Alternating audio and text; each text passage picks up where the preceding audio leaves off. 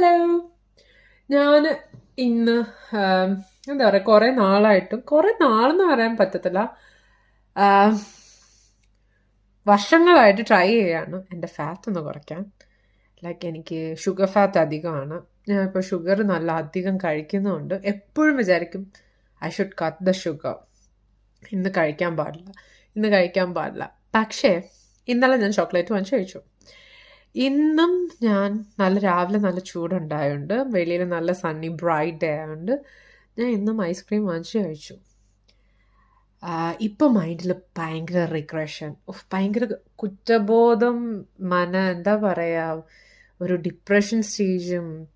എപ്പോഴൊക്കെ എന്താ പറയുക, വണ്ണം കുറയ്ക്കുന്നു എന്ന് വിചാരിക്കുമ്പോഴെല്ലാം ഓരോ കഴിക്കാൻ ഉള്ള ടെൻഡൻസി അത് വേറെ, കഴിച്ചു കഴിഞ്ഞിട്ട് അതിനെ ഓർത്തുള്ള ഒരു ദുഃഖം. നിങ്ങൾക്കും ഉണ്ടോ അത്?